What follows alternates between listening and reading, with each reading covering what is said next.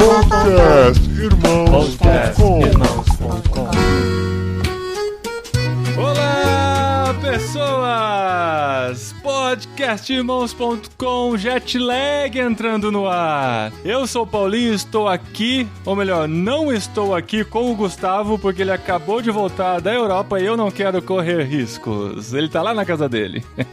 Eu sou o Gustavo e eu tô aqui de quarentena na minha casa, brincadeira. O pessoal do meu trabalho queria que eu tivesse de quarentena, mas eu não estou, porque eu voltei e está tudo bem, graças a Deus.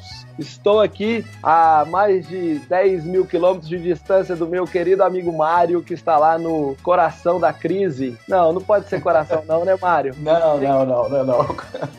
Eu aqui sou o Mário, né? Estou aqui no norte da França e tive a grande alegria de conhecer o Paulinho. O Paulinho não pessoalmente, mas através do Jetlag, né? Que eu tenho acompanhado e também por intermédio aí da Tente, né? Que a gente vai poder conversar sobre isso um pouquinho mais. E é uma grande alegria poder estar participando aí com vocês desse Jetlag. Muito bom! E daqui poucos meses, seremos vizinhos. Não tão próximos assim, mas vizinhos de países, quem sabe, né? Olha, isso aí, que beleza! Que inveja!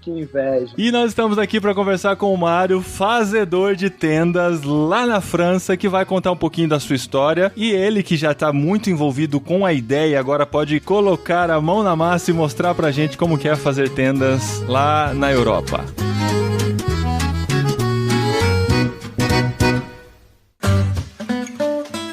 Recadinhos do Jetlag, esposinha. Olha só, Jetlag tem recadinhos. Tem recadinhos e tem esposinha, né? Que tá estreando hoje aqui. Quem só ouve o Jetlag nem conhece sua voz, esposa. Olha só que privilégio pra ele. E olha só, a gente tá aqui nesse apêndice do Jetlag desse mês pra divulgar algo muito legal que está acontecendo na nossa parceria com a Tente Internacional, Jetlag, podcastirmãos.com. No mês de março, aqui, ó, daqui uma semaninha, a partir da publicação desse episódio, vai acontecer o primeiro Go Experience. Olha isso, gente. Go Experience é um dia inteiro pensando em mercado de trabalho, fé, missões. Você não pode deixar de ir, de verdade. O primeiro vai ser em Anápolis, Goiás, na Uni Evangélica. Vai ser no sábado da semana que vem, dia 21 de março. E o valor de participação é apenas R$40. Você vai passar o dia todo pensando sobre esse tema que a gente sempre conversa aqui no Jetlag, para você entender melhor sobre o seu posicionamento como cristão no mercado de trabalho. Sim.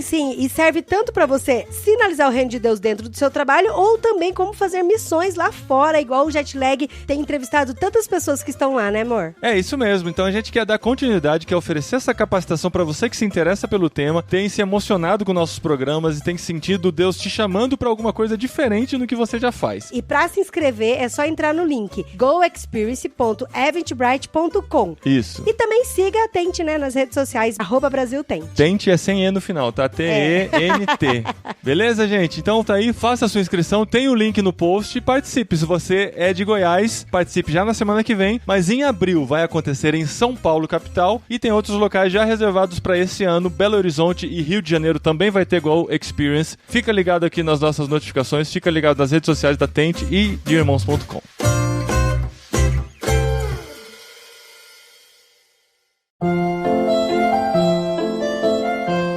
Atrás, eu conversava com o Mário e ele estava animado que ele ia voltar de férias, um pouquinho mais de um ano atrás. Ele ia voltar de férias e ia se aposentar. E ele estava super animado com essa ideia de se aposentar e pensando o que ele ia fazer aposentado. Tem um amigo meu que disse que se você quer fazer Deus rir, faça planos. É isso aí. Nós vamos entrevistar o autor dessa frase num dos próximos Jetlags. Prepara. Mas um ano depois, e Mário está como fazedor de tendas em plena atividade laboral no norte da França. Mário, conta pra gente essa história, que ela é divertidíssima. Olha, gente, realmente foi algo, como assim, Deus gosta de fazer, né? Sem, assim, uma grande surpresa, né? Porque, como você mesmo disse anteriormente, eu estava com meu requerimento de solicitação de aposentadoria em janeiro do ano passado e eu só estava apenas aguardando o término das minhas férias férias, que eu estava gozando férias em janeiro, para entregar o requerimento. E no meio das minhas férias, ligo o diretor da minha empresa para que eu comparecesse com urgência. Né? Aí eu compareci, né? Fui lá para falar pensando que era algum problema referente a alguma pendência de trabalho que eu tinha deixado, alguma coisa assim.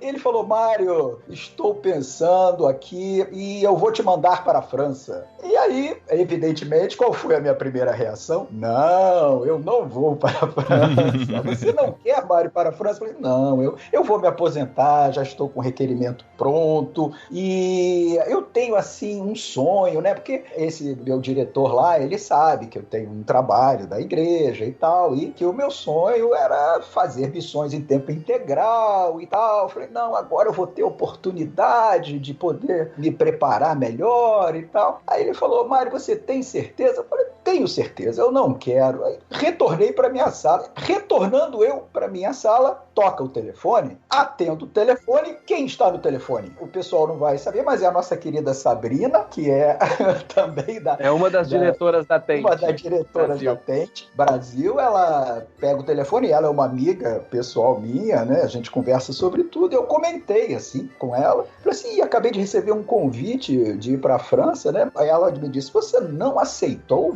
Eu falei assim: não aceitei. Você está louco? Você já apresentou isso diante de Deus? Eu falei assim: engraçado, eu acho que essa parte eu pulei essa parte. E aconteceu dessa forma, gente. Eu apresentei diante de Deus e Deus confirmou que era ele que estava me enviando. Então eu aceitei o convite e aqui estou. Aqui estou na França já nesses 11 meses aí. Então, eu conhecia a sua história, eu ouvi falar de você pelo Gustavo e falou: a gente tinha o Mário que estava aqui trabalhando com a gente na Tente, mas daí ele acabou indo pra França, né? O seu envolvimento com a Tente foi antes desse convite ou foi a partir desse convite pra você mudar pra lá? Não, o meu envolvimento com a Tente, ele é bem anterior a isso, né? Conhecia a Tente através mesmo da Sabrina, né? Que também foi um caso que são aquelas coisas que Deus promove, né? Eu tinha conhecido o Gustavo em Brasília, num curso que a gente estava fazendo em comum. Lá ele estava fazendo um curso, eu estava lá fazendo outro, e nós nos encontramos. Estava fazendo perspectivas e você Isso, e eu estava fazendo o G1000. Mesmo modelo, Paulinho, que você e a Adri fizeram em janeiro agora. Sim, intensivão, né? Certo. Aí eu conheci o Gustavo de vista. E a Sabrina, então, fez o Go Equipped aqui em Belo Horizonte, que é um curso, né, oferecido pela Tente. E ela voltou maravilhada, super empolgada, e preparou um seminário desse curso no Rio de Janeiro e convidando o Gustavo, né, para vir ministrar esse seminário e tudo. E ela perguntou se eu podia recebê-lo na minha casa e tal. Eu falei: não, isso era um prazer, uma satisfação. Chego no aeroporto para receber. Quem é Gustavo? O mesmo Gustavo que eu conheci lá em Brasília. Então, a gente acaba percebendo que esse mundo é pequeno mesmo, né? Que legal. O envolvimento da Tente começou daí, e a partir daí eu fiz o seminário, né? Depois fiz o Go Equipped e depois tive a honra e o privilégio de ser convidado a participar aí da Tente. Por isso que foi justificável a reação da Sabrina, né? De você falando que você recusou uma proposta de morar no exterior, né? Porque você já estava envolvido com essa ideia de fazedor de tendas. Você já devia estar divulgando essa ideia. E quando surge a oportunidade pra você, você fala: não vou não, né?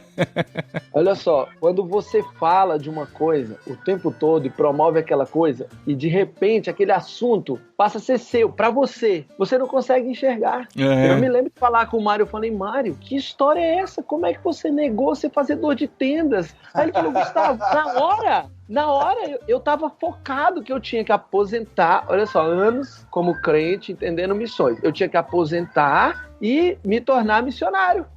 Ou seja, eu tinha que parar o meu trabalho para me tornar missionário. Mas isso estava embrenhado na cabeça dele, porque ele já tinha um discurso Eu vou diferente. dizer para vocês por que estava embrenhado na minha cabeça. Porque 4 anos antes, eu cheguei para a liderança da minha igreja e falei que estava disposto a abandonar meu trabalho, abandonar tudo para servir o reino integral, né? E o pastor na época, né, o pastor presidente na época, ele olhou para mim, perguntou assim: quanto tempo falta para você se aposentar? Eu falei: 4 anos. Então faz o seguinte, apresenta diante de Deus se é para você se aposentar primeiro para depois ir para o campo. Então isso era uma coisa que já... Porque a aposentadoria é uma excelente forma de sustento, né? Então. Claro, o governo sustentando a pessoa. Exatamente.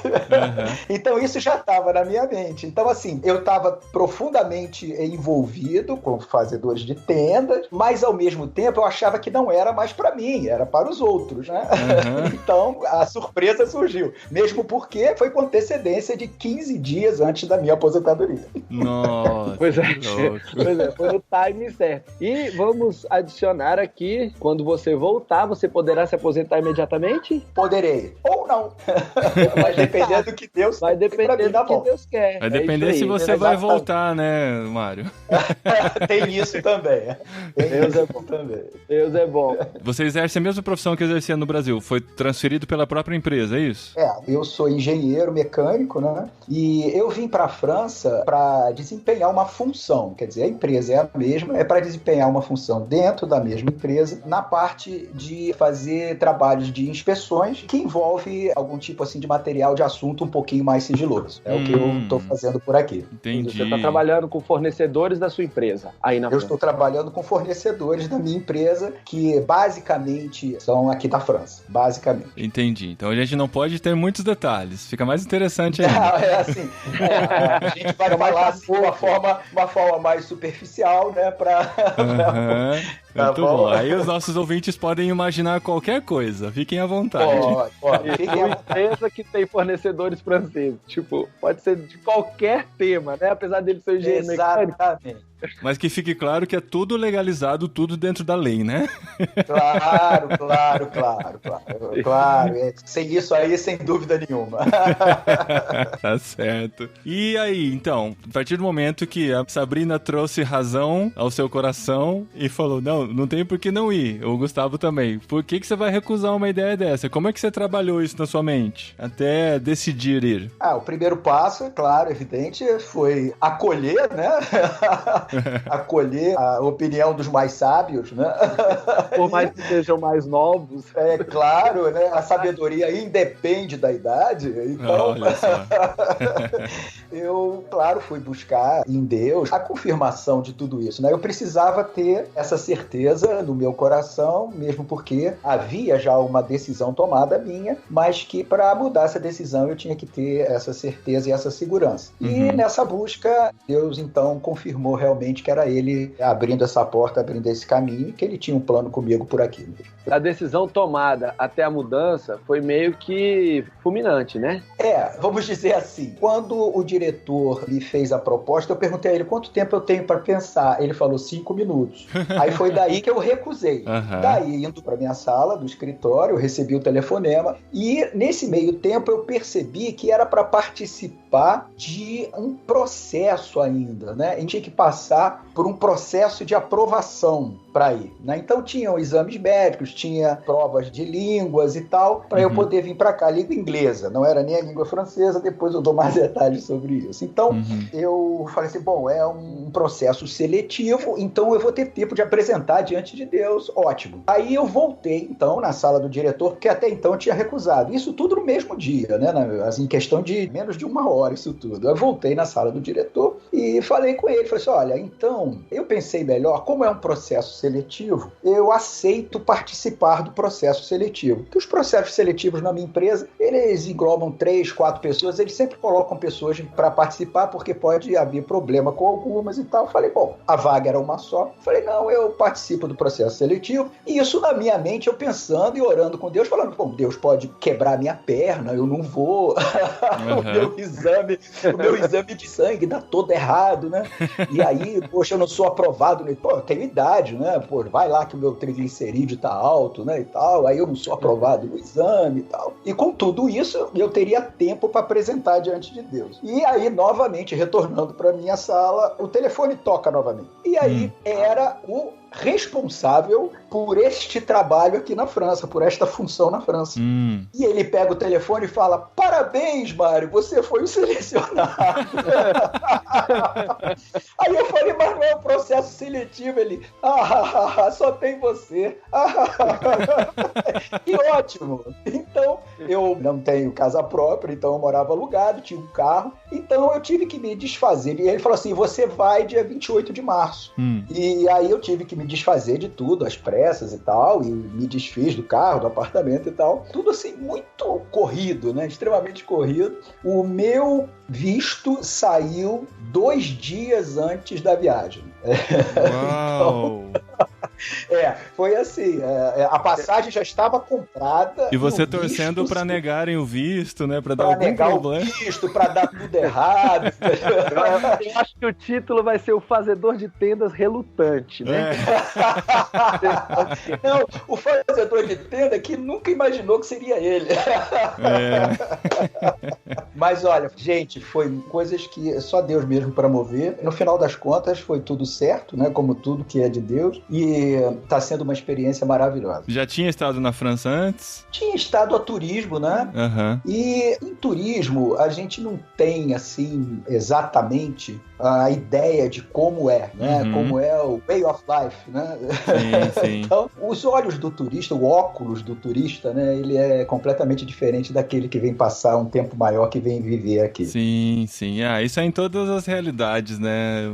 Eu gostei muito quando eu fui pra Ásia, estive na Tailândia e tal, eu estive na verdadeira Tailândia, assim. Eu nem conhecia os pontos turísticos mais famosos, as praias paradisíacas, nem nada. Mas foi muito legal, até falei isso no podcast, eu conheci a verdadeira Tailândia, né? Eu vivi como os tailandeses e tal, é bem diferente. Apesar de ter sido pouco tempo, também é diferente de morar, mas a gente percebe que existem duas realidades, né? Existe um país preparado para receber turistas e existe o país real, onde as pessoas vivem, trabalham e têm sua rotina, né? Isso é algo que, inclusive, é a sugestão que eu tô levando aí pro Brasil, pra gente poder comentar de alguma forma, né? Até nos cursos, na preparação das pessoas, é que se as pessoas realmente têm essa vocação, têm esse chamado para tent maker, é possível você fazer um turismo já com óculos daquele que pretende um dia viver lá, né?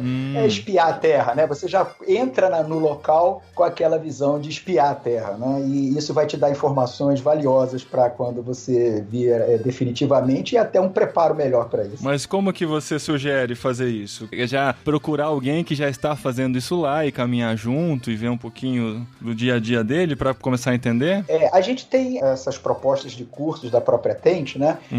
De alguma forma a gente incluir desses cursos, né? Seja o Go Equipment, ou seja até no próprio seminário, onde for mais aplicável, a gente já introduzir que as pessoas que sentem isso, quando elas forem fazer o turismo, isso como uma informação. E a dica é mudar esse óculos, é você já visitar o lugar intencionalmente querendo perceber aspectos do cotidiano daquele local, da vida, e desse way of life que eu falei anteriormente. Entendi. Pois é, eu fiz uma viagem desse estilo, né? Fui lá na Espanha querendo olhar o país e ver se era um país que encaixava com a minha família, e eu ficava o tempo todo me policiando para não me empolgar demais. E a minha esposa, o tempo todo se policiando para não ver só os problemas do país. E a gente depois contou um pro outro, sabe? Tipo, ninguém tava empolgado demais, nem ninguém tava detonando demais, porque tava todo mundo tentando se policiar.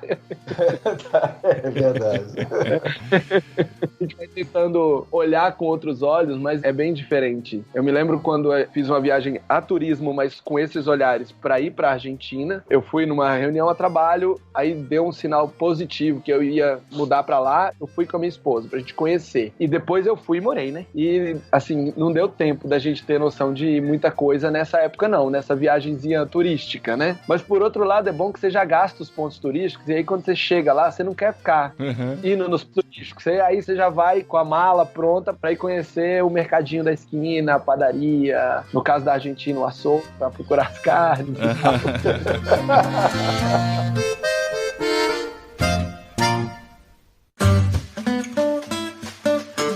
Mas Mari, e aí então? Você tinha esse olhar turístico da França e agora chegou aí pra uma vida até nem é tão próximo de Paris, né? Você tá mais ao norte ainda, mais no frio. Como é que foi esse choque pra você? E eu quero saber também do choque cultural que geralmente acontece depois do 5º, 6º mês morando em outro país.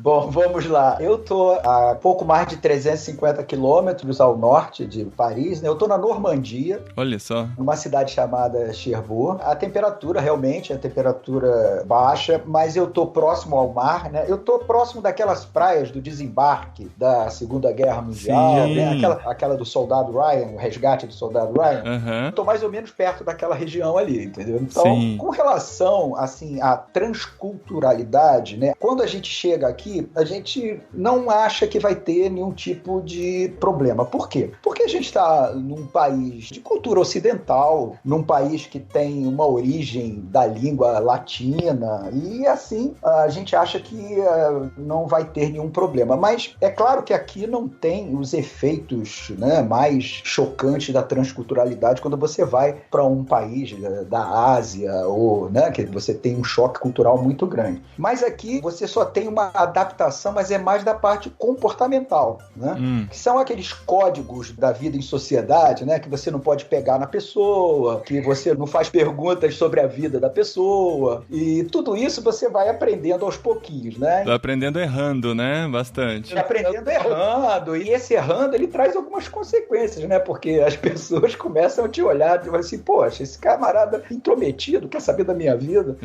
Como assim você não pode perguntar nada da vida da pessoa? Você não pode nem saber o que ela faz, onde ela mora, que lado que ela tá indo? Como é que é essa questão?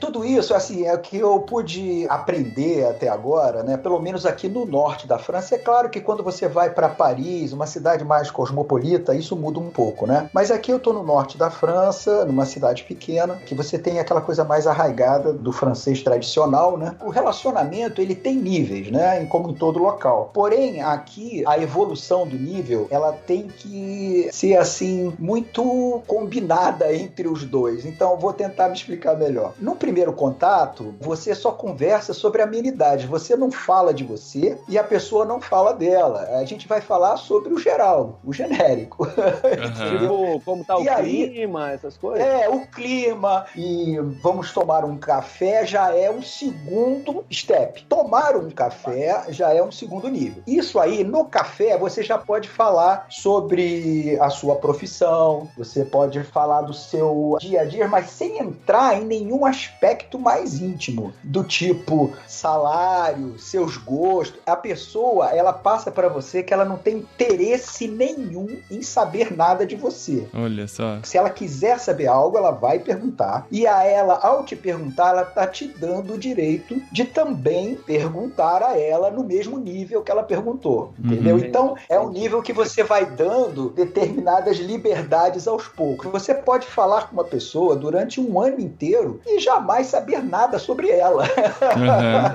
Mas vocês não acham que, assim, no interior do Brasil, isso é bem absurdo, mas se você pensar numa cidade como Brasília ou São Paulo, isso já é uma prática até menos assustadora, né, da gente imaginar, né? Eu acho que conforme as pessoas estão ficando mais distantes umas das outras, parece que isso até é mais comum nesses grandes centros, não? Você não acha, Gustavo? Ou aí em Brasília você não sente isso? Assim, aqui em Brasília, é assim, se você sentou pra tomar café, aí já tá meio que liberado, né? É claro que existe o tabu do salário e tal, mas... Eu, como bom carioca, nossa, a pessoa, eu não sei o nome dela, ela não sabe o meu nome e a gente conversa sobre tudo. Sim. Foi muito chocante com um carioca, sabe?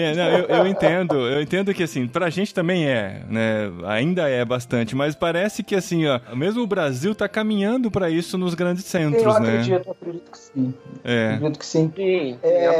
E é o que acontece, teoricamente, nas grandes cidades. Agora, pelo que eu tô entendendo, isso é o que você encontrou no interior mesmo da França. Porque isso é da cultura dele, isso é da cultura, não, é da parte comportamental deles. Ontem mesmo eu estava conversando com uma menina lá, uma francesa do trabalho, assim, a gente já tem um nível em que eu posso falar com ela, eu tenho, assim, um pouco de dificuldade de relacionamento, porque vocês são muito fechados e tal. Aí ela usou esse termo, né, assim, nós temos a nossa bolha. Eu tenho o meu espaço e não ultrapasse ele, a não ser que eu, assim, o permita, entendeu? Então, ela foi clara. De trabalho com ela. Isso é consciente, você entende que isso é consciente, né? Porque você repara isso porque você está percebendo como um estrangeiro, mas eles têm consciência de que é assim mesmo. Tem consciência, eles fazem isso de forma consciente, porque o terceiro nível, que é aí então o nível que você consegue dizer assim que você começou uma amizade, é quando eles convidam para casa. Sim. Né? Então, quando eles convidam convidam para casa, então eles ali franquearam uma coisa que já chega num nível de você poder perguntar coisas mais pessoais. Exatamente. Mas isso já é um nível bem avançado mesmo, né? É um nível bem avançado. Pra Espanha, pelo menos o que me disseram é que quando a pessoa te chama pra casa dele, ele tá quase te considerando como da família já, assim. É uma intimidade muito grande. Exatamente. Não. Aqui é que ele já te considera como uma possibilidade de amizade. Ah, tá. Talvez até mais fácil. Na Espanha, quando ele te chama, essa etapa já passou. Não. E você tem que passar pelas 3 etapas, você não consegue pular, né? Então, antes de ir para casa, o convite para casa, você tem que passar pelo café obrigatoriamente fora da sua casa. Então, não dá para pular os step, não. Tem que fazer o step um após o outro. Maria, agora a nossa curiosidade, que deve ser de todo mundo que tá ouvindo, alguém já te convidou? Não, ainda não convidou, mas eu já cheguei no estágio de convidar. Ok. Você já conseguiu convidar alguém? Já consegui convidar. Mas a pessoa aceitou? Não, ainda não aceitou. Eu convidei. Olha só. E são 4 pessoas que eu convidei, porque você convidar também individualmente, eles acham meio estranho, assim. Mas aí isso tudo ele tá envolvido numa condição de contorno aqui do tipo de atividade minha, que dificulta um pouquinho mais esse aspecto. Mas eu acho que em outro tipo de atividade, em que você tem um contato permanente dentro de um mesmo ambiente de trabalho, isso fica mais facilitado. Eu me lembro, Mário, de você me explicando que como você trabalha com os fornecedores, você fica com a sua equipe da sua empresa e vai no fornecedor e volta. Você não fica lá o tempo todo, né? São vários fornecedores. Não, na verdade, eu estou dentro da matriz do fornecedor, sendo que o meu escritório, como eu falei antes, como envolve algumas coisas de assuntos confidenciais, eu fico num escritório separado. Então, eu não fico no mesmo local de trabalho da empresa fornecedora que os franceses. Então, o meu trabalho, ele é basicamente de fazer alguns tipos de garantia de qualidade, algumas coisas assim. Então, o meu prédio é um prédio segregado e neste prédio eu fico confinado, eu não posso circular. Eu só saio do meu local de trabalho e tenho contato com esses franceses durante a atividade da garantia de qualidade. É claro que isso é diariamente, mas eu tenho contato com um francês por dia, sendo que eles fazem rodízio. Nossa! Então, é tipo assim, numa semana eu encontro 5 franceses diferentes durante 4, 5 horas. E é isso que é o meu dia a dia. Nossa! Mas então, olha, pra você juntar 4 franceses pra fazer amizade, pra chamar eles... É verdade. Então o que tem acontecido? Eu tenho procurado, e isso tem dado certo, e são jovens. Aí o problema da idade também, ele pesa um pouco, porque as atividades deles são atividades mais voltadas para a idade deles e tal. Então eu já fui ao McDonald's várias vezes, já fui convidado para correr de kart algumas vezes, mas e aceitei o convite e tal, mas tudo isso para tentar integrar, né, com eles, mas isso Tio tem Mário, dado vamos lá. mas é quase o Vomário, né? Mas esse é um esforço adicional, mas que Deus tem abençoado da mesma forma. Mas legal. A diferença de idade também, ela pesa um pouco. Por isso é que eu acho que quando você tem um tempo para você se preparar melhor, conhecendo o local onde você vai trabalhar, com que tipo de pessoa, com que universo de pessoa você vai trabalhar, você consegue até planejar umas estratégias, alguma coisazinha assim que você pode desenvolver, porque o período de permanência ele é curto, né? Então você tem que aproveitar o máximo tempo disponível que você tem. Só pra... Acredito que os ouvintes estão com curiosidade, né? Você é viúvo, né, Mário? Você foi sozinho.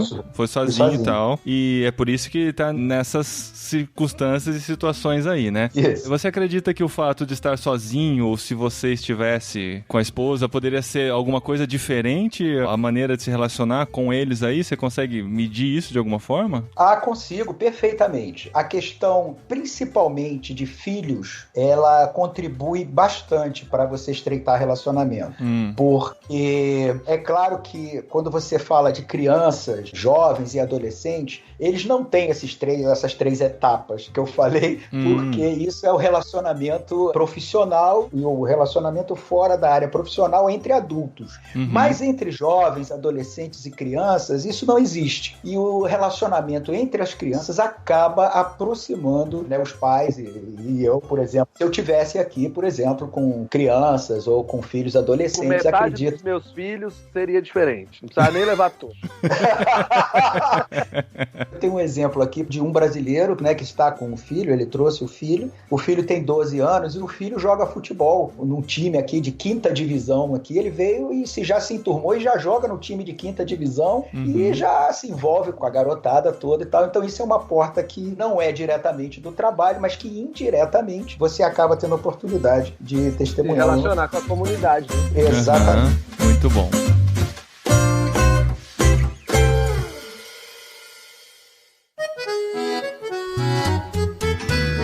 Mas fora do trabalho, Mário, como é que é a comunidade aí, a cidadezinha que você vive? Você conseguiu se relacionar com... Sei que você trabalha muitas e muitas horas, mas você conseguiu se relacionar com vizinhos, sei lá, você encontrou uma igreja aí? Isso, como é que é fora do mundo aí do seu trabalho, mas vivendo dentro da França? Vamos lá, fora do trabalho, eu estou numa cidade pequena, bem pequena mesmo, que tem uma série de problemas, tipo aqueles engarrafamentos que te atrasam 2 minutos, 3 minutos, uma coisa terrível. Tem, assim, as distâncias são terríveis, né? Você dura, um lugar longe para você ir, você faz 20 minutos caminhando. Então, assim, é uma cidade que tem bastante problema com relação a isso. Então, é uma cidade pequena. O meu ritmo de trabalho, ele é um ritmo de trabalho muito intenso e que envolve horários que, para a região que eu estou, ele acaba influenciando, porque eu entro no trabalho às 7 da manhã e isso se estende até 6 ou 7 horas da tarde, da noite. Né? Então, a vida aqui ela é uma vida típica de uma cidade pequena em local frio, né? Que a partir das 18 horas, 19 horas, o pessoal se recolhe, à exceção da juventude, que aí eles já vão se reunir nas casas e tal, ou então os mais jovens vão para um barzinho, para um pub, para conversar e tal, e se divertir. Então, no caso de conhecer gente de fora, eu só tive a oportunidade de conhecer 2 pessoas de fora, mesmo porque, por exemplo, aqui eu moro num prédio, mas sabe aquelas casas medievais? O Gustavo vai ter oportunidade de ver aqui, se o coronavírus permitir. Aqui tem um... Mas eu vi casas medievais lá na Espanha. Eu falo aqui eu estou. Te visitar. E o que acontece é que, assim, são apartamentos, né? Então aqui é tipo uma casa daquelas antigonas que foi dividida em apartamentos e tal. Então são 6 apartamentos e que eu não encontro ninguém, hora nenhuma, dia nenhum. Então, assim, os horários não combinam, eu não cruzo com pessoas. Então, eu tenho procurado andar pelos locais, mas como eu falei, aquele negócio do relacionamento, você, mesmo se você quiser sentar num barzinho, a possibilidade de você conseguir o contato com uma pessoa sentada num barzinho, ela é difícil, ela não é fácil. A não ser que você já leve um francês com você. Já leve uma pessoa do local com você. E é isso que eu tô agora, já evoluiu bastante, né? Então, com essa participação no kart, com essa participação de almoçar no McDonald's e tudo mais, eu tô criando, né? Aliás, tô aproveitando, criando não, que quem cria as oportunidades é dele, mas eu tô aproveitando essas oportunidades para tentar me aproximar mais das pessoas de fora. E igreja, Mário? Achou alguma aí? Achei uma igreja. Igreja aqui são muito poucas, né? Como era de se esperar. Aqui é de tradição católica, então tem aquela igreja imensa católica grande da cidade, mas dos tempos antigos. Mas ela é frequentada? Ela é frequentada, mas pouco frequentada. Isso agora, tudo que eu falar aqui, ele não tem uma visão da França como um todo. Eu já vou estar falando do meu local aqui, né? Sim. Porque tem diferenças. Dentro da própria França, você encontra diferenças com relação a isso. A igreja aqui, ela é pouco frequentada, a igreja católica. Eu encontrei uma igreja evangélica, batista, com aproximadamente 30, 40 membros, dos quais 90% são estrangeiros.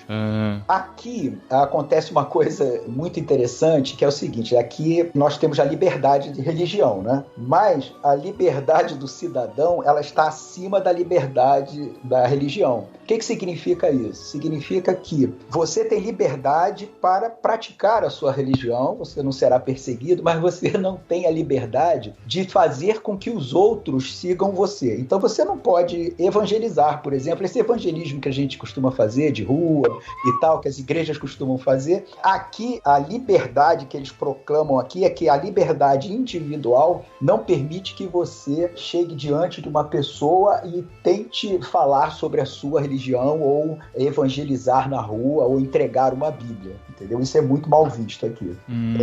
Relacionamento na igreja, ela é uma igreja pequena, mas uma igreja que está lutando, tem procurado, tem feito um trabalho. O evangelismo da igreja, né? Ele procura aquele evangelismo que traga alguém, né? Quer dizer, como eles não podem fazer esse movimento de evangelizar, de sair pra rua pra falar, né? De sair pra rua e tal, eles pedem que as pessoas tragam outras pessoas, né? Mas a gente vê que o francês mesmo, o francês, porque o que a gente vê frequentando são ou filhos de refugiados, ou os próprios refugiados, imigrantes, que frequentam a igreja. Aquele francês mesmo, o francês, ele é ateu ou muçulmano. Aqui, muçulmano? É porque você já tem a segunda geração de muçulmanos nascidos na França, né? Ah, entendi. Você já tem aqui a segunda geração que já é francês. Falar que era católico.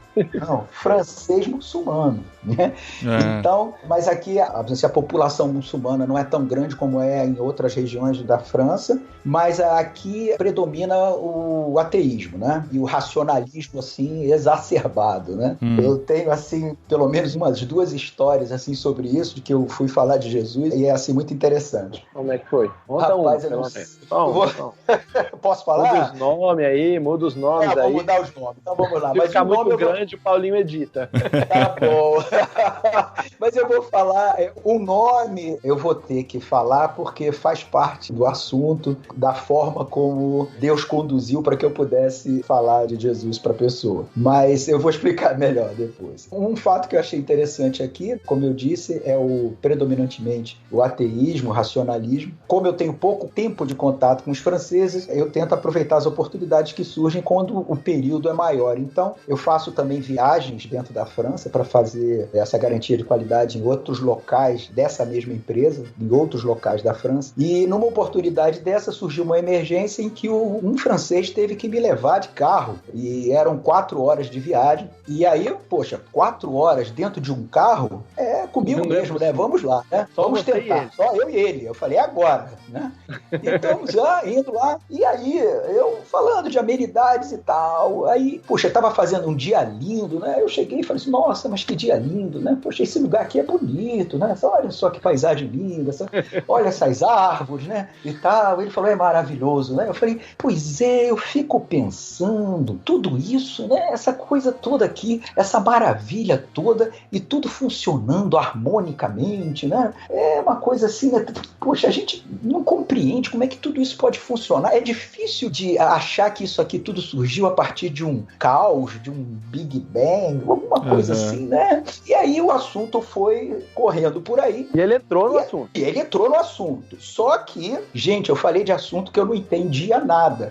Que é o seguinte, eu sou um pouco antigo, não sei se vocês conhecem a revista Super Interessante. Sim, vocês claro. Já ouviram falar na revista Já assinei. Super Interessante? Isso, eu já li muito Super Interessante, mas eu não entendia muita coisa. E até hoje não entendo, mas eu me lembro das coisas que eu li, né? Algumas delas, pelo menos.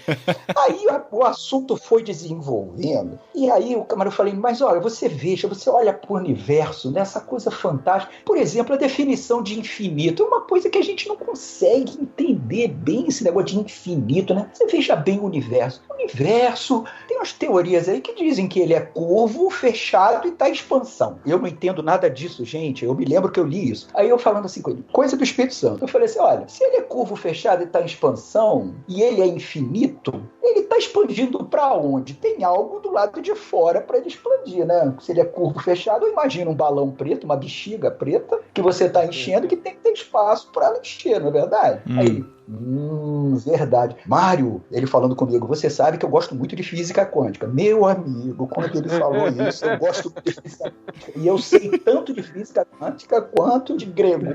E, olha, ele ficou 1 hora falando de física quântica. Aí eu deixei ele falar e eu olhando para ele aquela cara de leitor do Estadão, que é aquele cara que era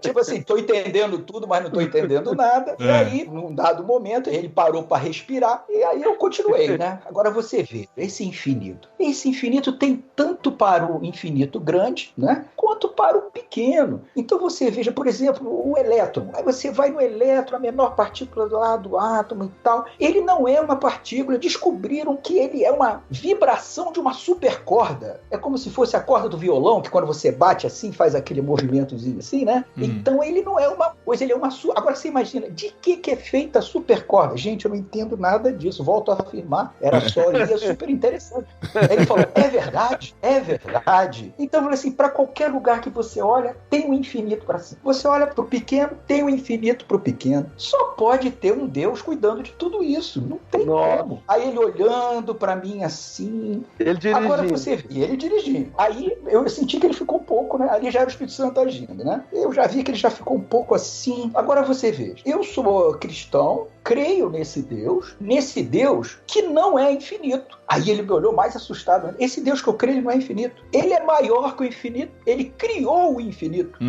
Aí o olho dele já ficou daquele tamanhão. Aí eu falei assim, e além disso tudo, ele é um Deus pessoal e relacional. Ele se relaciona com a gente. É uma coisa fantástica. Daí para diante, dá-lhe Jesus e depois, se der tempo ainda, vou partir agora para o segundo exemplo, que é um rapaz que o sobrenome dele aqui é Carpentier. E o nome dele não se escreve da forma como é carpinteiro em francês, mas em francês se fala da mesma forma que é o Carpentier.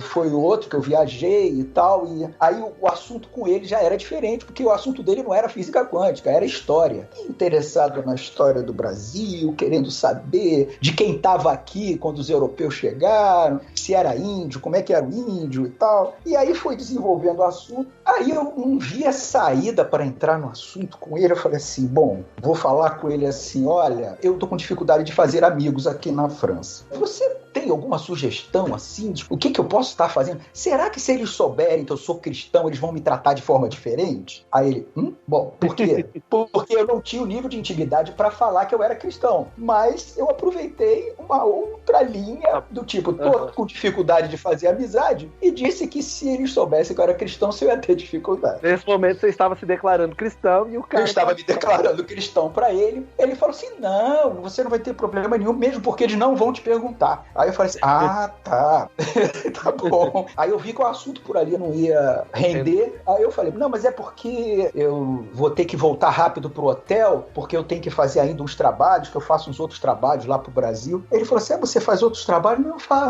faço os outros trabalhos lá pro Brasil, então eu vou ter que sair mais cedo hoje. Ele falou, mas você tem outro emprego? Eu falei, não tenho outro emprego não, é que eu sou cristão, né, como eu já te falei, eu trabalho, e eu faço algumas coisas pra minha igreja, que envolvem, inclusive, de assistência. Aí já deu, porque na parte de assistência social ele já se interessou. Aí ele falou, mas como? O que vocês fazem? O que vocês fazem? Não, a gente ajuda as pessoas mais necessitadas, tem a parte de missões, que as pessoas, né, vão pra outros países e tal. Ele falou, aqui na França tem isso também. Eu falei, é verdade. O assunto foi desenvolvendo de tal forma que ele chegou e falou assim, Mário, você é uma pessoa interessante, você já pensou em ser artista? Eu falei, caramba, ele tá achando que eu sou palhaço, não é possível. Aí ele falou assim, não, por que você tá falando? Não, porque você é divertido, você é alegre. Eu falei assim, não, mas eu não sou assim, não sou nada disso, não. Isso aí é porque Jesus...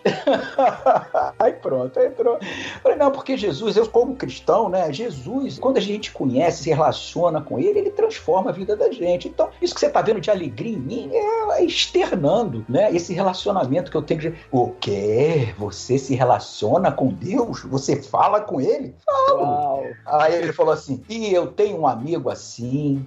Poxa, mas esse amigo, rapaz, ele é um cara muito bacana, ele falando, ele é muito bacana, mas ele é esse negócio aí, ele tem uma coisa que eu acho muito ruim. Eu falei, o quê? Rapaz, ele assim, tudo ele pede pra Deus ajudar e tal, e isso eu não gosto muito, porque assim, é como se ele não quisesse ter a responsabilidade de fazer, então tudo ele pede pra Deus fazer. E aí eu falei, não é assim, não, o relacionamento com Deus dele não é assim, é porque ele tem Deus como um amigo. Não é que Deus vai fazer pra ele. É como se fosse, sabe aquele amigo muito amigo? Mas muito amigo mesmo? Ele conta pro amigo e pede pro amigo desejar ele que ele consiga fazer a parte dele. Então, essa oração que ele faz não é para Deus fazer as coisas para ele. É para que Deus ajude ele em termos dele poder fazer o melhor ele fazer. Então, Deus nunca vai fazer a parte dele. Ele é que tem que fazer. Ele falou, é assim mesmo? Eu falei assim, é assim mesmo. Ele falou assim, poxa, que interessante. Mas eu tô gostando disso.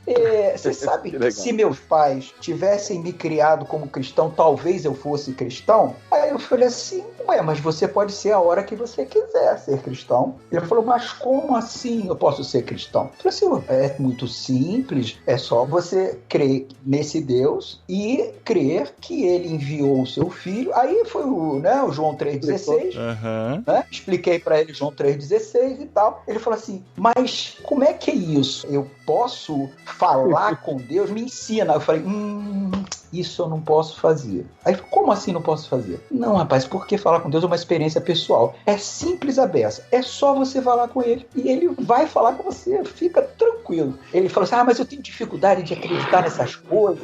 Aí eu falei assim, olha, vamos fazer o seguinte, eu conheço um livro que inclusive vai ser muito bom para você, porque ele tem o seu nome. O título do livro tem o seu nome. Ele falou, é verdade? Eu falei, chama-se Mais Que Um Carpinteiro. Aí ele falou assim, como assim Mais Que Um Carpinteiro? Eu falei assim, não, é um livro de uma pessoa que, quem escreveu esse livro era uma pessoa que queria provar que Deus não existe e tal, e fez um esforço danado para isso. No final das contas, a conclusão que ele chegou era que Deus existia e ele acabou entregando a vida dele, né, para Jesus e tal. E esse livro, ele é um livro bastante interessante. Aí acabou o assunto ali, cheguei da inspeção uma semana depois, cheguei aqui em casa, Amazon direto, comprei o livro em francês, só tinham 2 exemplares na França, no Amazon da França, pedi os 2 exemplares, veio os 2 exemplares. Quando chegou aqui o livro, aí foi o que aconteceu que eu achei mais legal. Eles aqui, eles não estão habituados em a pessoa presentear a outra sem motivo nenhum. Então, o que eu fiz? No meio de uma inspeção dessa de qualidade, a gente faz inspeção às vezes num local em que ficam vários inspetores, tanto brasileiros quanto franceses, mas em bancadas diferentes. Mas a gente consegue enxergar um ao outro assim, né? E aí eu peguei o livro numa dessas inspeções, que era ele, o inspetor que estaria comigo, e falei, aliás, eu lembrei aqui, eu trouxe aquele, lembra aquele livro que eu falei com você? Eu trouxe aqui e dei pra ele. A reação foi a mais inesperada possível. Porque ele olhou, você está me dando? Não, estou dando, é pra você, é um presente. Aí ele, um presente? É tipo assim, não faz sentido, né? Não faz sentido você me dar um presente.